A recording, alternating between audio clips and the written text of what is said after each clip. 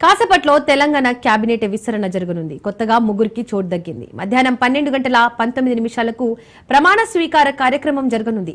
వాకిటి శ్రీహరి, వివేక్, అడ్లూరి లక్ష్మణ్లకు చోటు లభించింది. అదేవిధంగా డిప్యూటీ స్పీకర్ గా రామచంద్ర నాయక్ ను ఎంపిక చేశారు.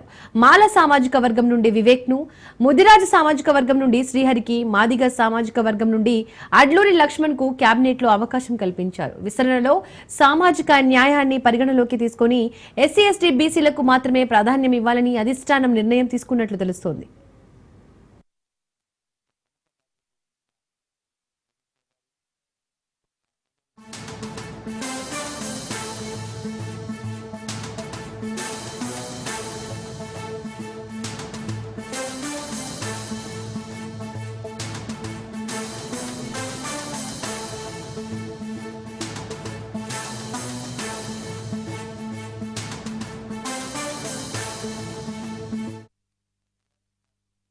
కేబినెట్ విస్తరణపై సీఎం రేవంత్ రెడ్డి ట్వీట్ చేశారు. వివేక్, శ్రీహరి, అడ్లూరికి సీఎం అభినందనలు తెలిపారు.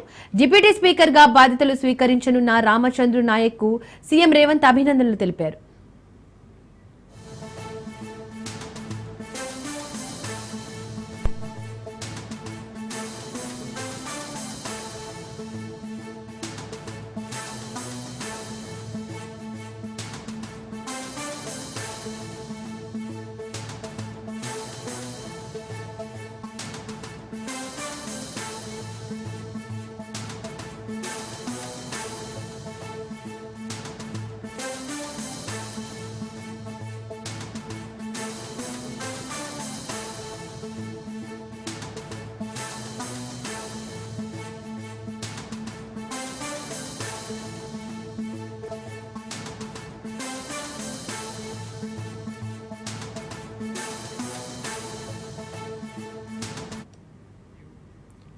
కాగా మంత్రివర్గ విస్తరణలో సుదర్శన్ రెడ్డి, కొమిటిరెడ్డి రాజగోపాల్ రెడ్డిల పేర్లు మొదటి నుండి వినిపించినా ప్రస్తుతానికి ఎస్సీ బీసీలకు మాత్రమే అవకాశం ఇవ్వాలని అధిష్టానం నిర్ణయించినట్లు తెలిసింది.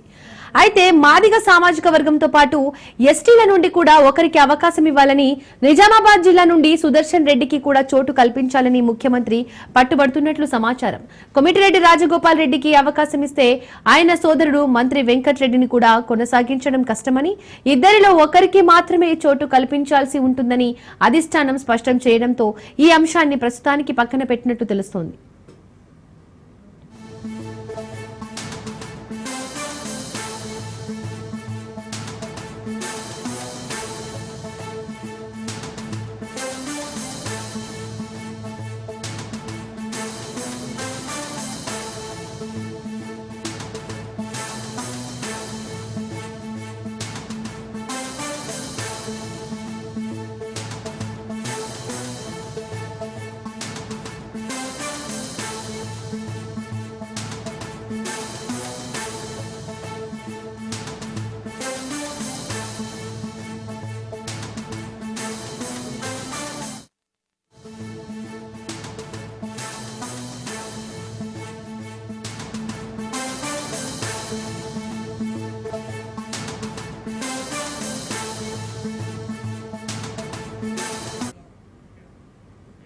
కాసేపట్లో తెలంగాణ కేబినెట్ విస్తరణ జరగనుంది. కొత్తగా ముగ్గురికి చోటు దక్కింది. మధ్యాహ్నం 12:19 ప్రమాణ స్వీకార కార్యక్రమం జరగనుంది. ఇక ఈ అంశానికి సంబంధించి పూర్తి అప్డేట్స్ మా ప్రతినిధి రాజ్ భవన్ నుంచి అందిస్తారు. రాజు, కొత్త మంత్రుల రియాక్షన్స్ ఏ విధంగా ఉన్నాయి? పార్టీలో ఏం జరుగుతుంది? దీపిక, సరిగ్గా మధ్యాహ్నం 12:19 ముగ్గురు కొత్త మంత్రుల ప్రమాణ స్వీకారానికి రాజ్భవన్ లో ఏర్పాట్లు అయితే పూర్తిగా వచ్చాయి. సరిగ్గా 12:19 గవర్నర్ జిష్ణుదేవ్ వర్మ ముగ్గురితో ప్రమాణ స్వీకారానికి చేయించడానికి ఏర్పాట్లు అయితే ఇక్కడ ముమ్మరంగా కొనసాగుతూ ఉన్నాయి. దీనికి సంబంధించి ఇప్పటికే కాంగ్రెస్ అధిష్టానం రాష్ట్రంలోనే ఏవైతే 6 బెర్తులు ఖాళీగా ఉన్నాయో ఇందులో 3 బెర్తులను ఫిల్ చేసేందుకు 3 పేర్లను అయితే కాంగ్రెస్ పార్టీ అధిష్టానం నిన్న పొద్దుపోయిన తర్వాత రాష్ట్ర గవర్నర్కి ఇటు రాష్ట్ర ముఖ్యమంత్రికి కూడా సమాచారం అందించడం జరిగింది. 3 పేర్లు మా ఎస్సీ సామాజిక వర్గంలో చూసుకున్నట్టయితే మాల సామాజిక వర్గం నుంచి గడ్డం వివేక్ వెంకటస్వామి చెన్నూరు ఎమ్మెల్యేగా ఉన్నారు. ఆయన పేరును కాంగ్రెస్ అధిష్టానం ఓకే చేయడం జరిగింది. ఇక ఎస్సీ అదే సామాజిక వర్గానికి చెందినటువంటి మాదిగ సామాజిక వర్గానికి చెందినటువంటి అడ్లూరి లక్ష్మణ్ ప్రస్తుతం ఆయన విప్గా కొనసాగుతూ ఉన్నారు. ధర్మపురి ఎమ్మెల్యేగా ఉన్నారు. ఆయనను మంత్రి పదవికి ఎంపిక చేయడం జరిగింది. ఇక బీసీ సామాజిక వర్గం నుంచి మక్తల్ ఎమ్మెల్యేగా ఉన్నటువంటి వాకిటి శ్రీహరి ముదిరాజ్ సామాజిక వర్గం నుంచి మంత్రి పదవిలో ఎవరు కూడా ప్రాతినిధ్యం వహించట్లేదు కాబట్టి ఆయనకు అవకాశం కల్పించడం జరిగింది. ఈసారి కేవలం ఎస్సీ బీసీలకు మాత్రమే ఈసారి మంత్రివర్గ విస్తరణలో అవకాశం కల్పించడం జరిగింది. దీనికి సంబంధించి సుదీర్ఘ కసరత్తు చేసిన తర్వాత 3 పేర్లను ఫైనల్ చేసినట్టుగా కూడా తెలుస్తూ ఉంది.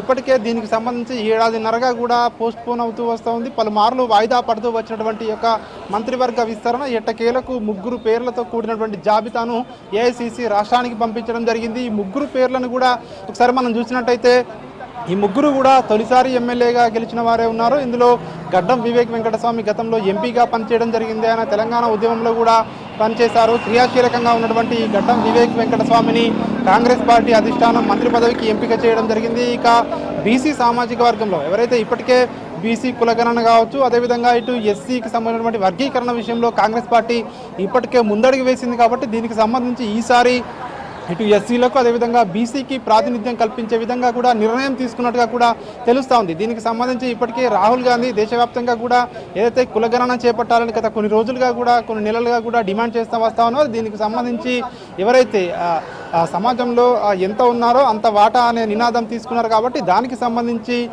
ఈ నేపథ్యంలోనే ఈ 3కి కూడా అవకాశం కల్పించినట్టుగా కూడా మనకు తెలుస్తూ ఉంది. అదేవిధంగా ఇటు రామచంద్ర నాయక్ డిప్యూటీ స్పీకర్ పదవి ఇప్పటికే ప్రకటించడం జరిగింది. దీనికి సంబంధించి ఆయన ఎస్టీ సామాజిక వర్గం నుంచి డోర్నకల్ ఎమ్మెల్యేగా కొనసాగుతూ ఉన్నారు.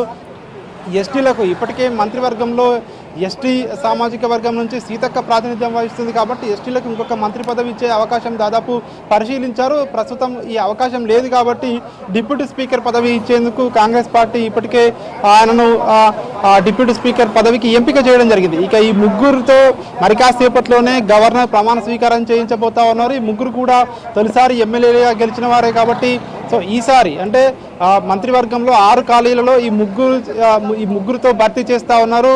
మిగిలిన 3 స్థానాల కోసం కాంగ్రెస్ పార్టీలో తర్జన భర్జనలు చేసినప్పటికీ కూడా ఆ 3 స్థానాలకు పేర్లు ఫైనల్ కాలేదు. చాలా వరకు పార్టీలో పోటీ ఉండడమే తీవ్ర కారణంగా కూడా చెప్తా ఉన్నారు. ఇటు నిజామాబాద్ నుంచి కావచ్చు, ఇటు ఉమ్మడి నల్గొండ జిల్లా నుంచి కావచ్చు తీవ్రంగా పోటీ ఉండడం వల్లే కూడా ఆ 3 స్థానాలను పెండింగ్లో పెట్టినట్టుగా కూడా తెలుస్తూ ఉంది. త్వరలోనే ఆ 3 బెర్తులను కూడా ఫిల్ చేస్తామని చెప్పేసి కాంగ్రెస్ పార్టీ వర్గాలు అయితే చెప్తా ఉన్నాయి. ఏది ఏమైనప్పటికీ మరి కాసేపట్లోనే 3 కొత్త మంత్రులుగా 12 గంటల 19 నిమిషాలకు రాజ్భవన్లో ప్రమాణ స్వీకారం గవర్నర్ చేయించబోతా ఉన్నారు. దీనికి సంబంధించి ఏర్పాట్లు ముమ్మరంగా కొనసాగుతూ ఉన్నాయి. మరి కాసేపట్లోనే వారు 3 కూడా రాజ్భవన్కు చేరుకోబోతా ఉన్నారు. అదేవిధంగా ముఖ్యమంత్రి రేవంత్ రెడ్డి కూడా మరి కాసేపట్లోనే రాజ్భవన్కి అయితే చేరుకోబోతా ఉన్నారు. దీపిక రాజు, మనం నిన్నటి వరకు కవం గారి పేరు విన్నాం. ఈ రోజు అడ్లూరి లక్ష్మణ్ పేరు వచ్చింది. సో కవం గారి రియాక్షన్ ఏ విధంగా ఉంది, ఏమంటున్నారు? ప్రధానంగా నిన్నటి వరకు కూడా ఉదయం వరకు కూడా చూసుకున్నట్టయితే మనకు మానకొండూరు ఎమ్మెల్యే కవంపల్లి సత్యనారాయణ పేరు ప్రధానంగా వినపడింది. ఎస్సీ మాదిగ సామాజిక వర్గం నుంచి ఆయన ప్రాతినిధ్యం వహిస్తూ ఉన్నారు. ఆయన పేరు ప్రముఖంగా మంత్రివర్గంలో ఆయన పేరు ఉంటుంది అని చెప్పి కూడా నిన్న వినిపించడం జరిగింది. అయితే అనూహ్యంగా విప్గా ఉన్నటువంటి ధర్మపురి ఎమ్మెల్యే అడ్లూరి లక్ష్మణ్ పేరును ఫైనల్గా ఖరారు చేసినట్టుగా కూడా తెలుస్తూ ఉంది. ఎందుకంటే ఇటు సామాజిక సమీకరణాల నేపథ్యంలో అదేవిధంగా పార్టీ హైకమాండ్ డెసిషన్ ఫైనల్ అని చెప్పేసి కూడా రాష్ట్ర నాయకులు చెప్తా ఉన్నారు. అధిష్టానం సామాజిక సమీకరణాలు కావచ్చు, సేమ్ సామాజిక వర్గంలో ఉన్నటువంటి వారిని కూడా సీనియారిటీ కావచ్చు, ఇతర ఏదైతే పార్టీ కోసం గతంలో నుంచి కూడా ఎక్కువ సార్లు ఎన్ఎస్యుఐ నుంచి కూడా ఆయన పార్టీలో ఉన్నారు కాబట్టి అడ్లూరు లక్ష్మణ్ గతంలో నుంచి కూడా పార్టీ కోసం పనిచేశాడు కాబట్టి అవన్నీ కూడా దృష్టిలో పెట్టుకుని అధిష్టానం చివరి నిమిషంలో కవంపల్లి సత్యనారాయణ స్థానంలో అడ్లూరి లక్ష్మణ్ పేరును ప్రతిపాదించిందని చెప్పేసి తెలుస్తూ ఉంది. సో ప్రస్తుతం అయితే ఆయన కవంపల్లి సత్యనారాయణ అందుబాటులోకి రాలేదు. సో మరి ఆయనకు కాంగ్రెస్ పార్టీ ఏం పదవి ఇవ్వబోతా ఉంది అనేది ఇక్కడ కీలకంగా మారింది. చీఫ్ విప్ పదవి ఏమైనా ఇస్తారా, లేదంటే ఇతర నామినేటెడ్ పదవులు ఏమైనా ఇస్తారా అనేది తెలియాల్సి ఉంది. మొత్తానికైతే మరి కాసేపట్లోనే ఈ ముగ్గురు ఎవరైతే ఉన్నారో రాజ్భవన్కు చేరుకునే అవకాశం కనిపిస్తుంది. మనం చూస్తూ ఉన్నాం ఇక్కడ విజువల్స్లో. ఇక్కడ ఒక్కొక్కరుగా ఎవరైతే ముగ్గురు మంత్రులుగా ప్రమాణ స్వీకారం చేయబోతా ఉన్నారో వాళ్ళు రాజ్భవన్కు చేరుకుంటున్నటువంటి పరిస్థితి కనిపిస్తూ ఉంది. మనం చూస్తూ ఉన్నాము.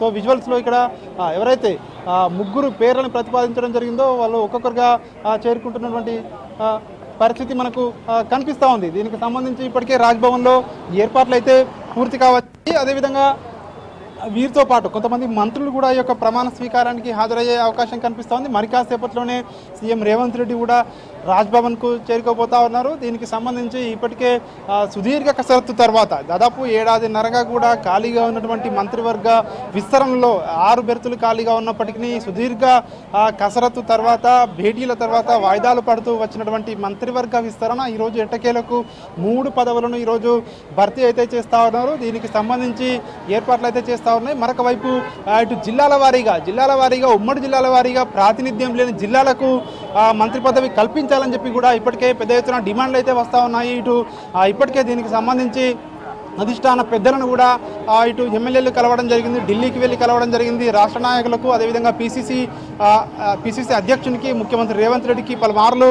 ఉమ్మడి జిల్లాల వారీగా కూడా ఎమ్మెల్యేలు వినతి పత్రాలు అందించడం జరిగింది. ప్రధానంగా చూసుకున్నట్టయితే నిజామాబాద్ జిల్లా నుంచి సుదర్శన్ రెడ్డి పేరు ప్రముఖంగా వినిపిస్తూ ఉంది. అదేవిధంగా ఇటు ఉమ్మడి నల్లగొండ జిల్లా నుంచి ఇటు మునుగోడు ఎమ్మెల్యేగా ఉన్నటువంటి కోమటిరెడ్డి రాజగోపాల్ రెడ్డి ఆయనకు కూడా మంత్రి పదవి వస్తుందని చెప్పేసి కూడా తమ అనుచరులు చెప్తా ఉన్నారు. ఆయనకు కూడా హామీ ఉంది, కాంగ్రెస్ పార్టీ గతంలో హామీ ఇచ్చిందని చెప్పి కూడా గుర్తు చేస్తూ ఉన్నారు. ఇట్లా మరొక వైపు ఎమ్మెల్సీగా ఇటీవల ఎమ్మెల్సీ పదవి వచ్చినటువంటి విజయశాంతి కూడా ఒకవైపు లాబింగ్ చేస్తూ ఉన్నట్టుగా కూడా తెలుస్తూ ఉంది. మిగిలిన 3 మంత్రి పదవుల కోసం కూడా అంటే తీవ్రంగా ఏదైతే కాంగ్రెస్ పార్టీ అధిష్టానంపై కావచ్చు, ఇటు రాష్ట్ర నేతలపై కావచ్చు మంత్రి పదవుల కోసం తీవ్ర స్థాయిలో ఒత్తిడి ఉన్న నేపథ్యంలోనే ప్రస్తుతానికైతే కేవలం 3 స్థానాలను భర్తీ చేస్తూ ఉన్నారు. మిగిలిన 3 స్థానాల్లో ఆ యొక్క చర్చలు కొలిక్కి రాలేదు కాబట్టే 3 స్థానాలను పెండింగ్లో పెట్టినట్టుగా కూడా తెలుస్తూ ఉంది. త్వరలోనే ఆ 3 స్థానాలను కూడా భర్తీ చేసేందుకైతే కాంగ్రెస్ పార్టీ ఢిల్లీ లెవెల్లో కూడా ఇప్పటికే దానికి సంబంధించి కసరత్తు చేస్తూ ఉన్నట్టుగా కూడా తెలుస్తూ ఉంది. త్వరలోనే ఈ 3 స్థానాలకు సంబంధించి కూడా ఇప్పటికే భర్తీ చేసేందుకు కసరత్తు అయితే చేస్తూ ఉంది. సో మనం చూస్తూ ఉన్నాము.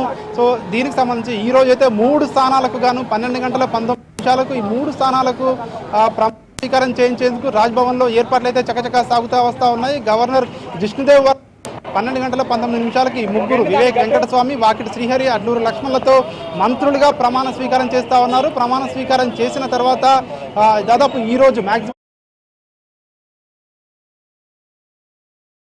పోర్ట్ఫోలియో ఖరారు చేసే అవకాశం ఉన్నట్టుగా కూడా మనకు తెలుస్తా ఉంది.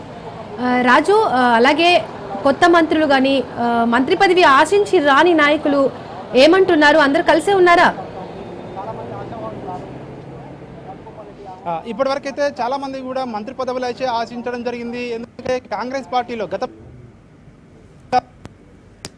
గా చూసుకున్నా కానివచ్చు చాలా మంది కూడా మంత్రి పదవుల కోసం అయితే ఆశలు పెట్టుకోవడం జరిగింది. ఇప్పటికే ఢిల్లీ లెవెల్లో కూడా లాబింగ్ కూడా చేయడం జరిగింది. అయితే ఉన్న స్థానాలు ఏవైతే ఖాళీగా ఉన్నాయో ఉన్న బెర్తులు అయితే 6 ఖాళీగా ఉన్నాయి. కానీ పోటీలో మాత్రం డజన్కు పైగా నేతలైతే పోటీలో ఉండడం జరిగింది. ప్రధానంగా మంత్రి పదవిని ఆశిస్తూ వస్తూ ఉన్నారు. ఇటు సామాజిక వర్గాల వారీగా కావచ్చు, సీనియారిటీ పరంగా కావచ్చు, అదేవిధంగా ఉమ్మడి జిల్లాల వారీగా కావచ్చు, ఇవన్నీ కూడా బేరీజు వేసిన తర్వాత కానీ మంత్రి పదవులు మాత్రం ఇక్కడ బెర్తులు ఖాళీగా ఉండడంతో సో అధిష్టానానికి కూడా ఇది తీవ్రంగా కసరత్తు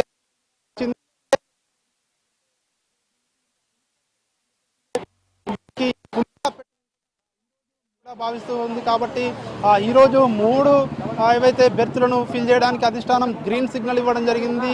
అతి త్వరలోనే 3 స్థానాలకు కూడా ఇటు అభ్యర్థులను ఎవరైతే ఎమ్మెల్యేలు ఉన్నారో సో వారిని ప్రకటించే అవకాశం ఉంది. అయితే ఎవరైతే మంత్రి పదవి ఆశించి మంత్రి పదవి రాలేదో ఖచ్చితంగా వాళ్ళకు మిగిలిన ఏదైతే నామినేటెడ్ పదవులు ఇస్తారని చెప్పి ప్రచారం జరుగుతూ ఉంది. ఎవరైతే తీవ్రంగా చివరి నిమిషం వరకు మంత్రి పదవి వస్తుందని ఆశించి భంగపడ్డ వారు ఉంటారో నామినేటెడ్ పదవులు ఉంటాయని చెప్పి కూడా పార్టీ నేతలు చెప్తున్నట్టుగా మనకు తెలుస్తా ఉంది. అందుకనే పిసిసి కార్యవర్గంలోని కీలకమైనటువంటి వర్కింగ్ ప్రెసిడెంట్ కావచ్చు, ఇతర పదవులు కావచ్చు, మరొక వైపు ఇటు చీఫ్ విప్ కావచ్చు, ఇతర విప్పులు కావచ్చు, ఇవన్నీ ఖాళీగా ఉన్నాయి. మరొక వైపు కొన్ని కార్పొరేషన్ చైర్మన్లు కూడా ఇంకా కొన్ని ఖాళీగా ఉన్నాయి. సో ఇవన్నీ ఎవరైతే మంత్రి పదవి ఆశించి రాలేదో వాళ్ళందరినీ కూడా సంతృప్తి వారు ముఖ్యమంత్రి రేవంత్ రెడ్డి కావచ్చు, అదేవిధంగా ఇటు పార్టీ పిసిసి కావచ్చు భేటీ అయ్యే అవకాశం కనిపిస్తా ఉంది.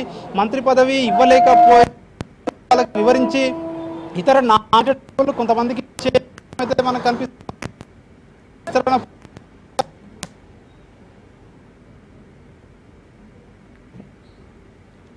Thank you Raju.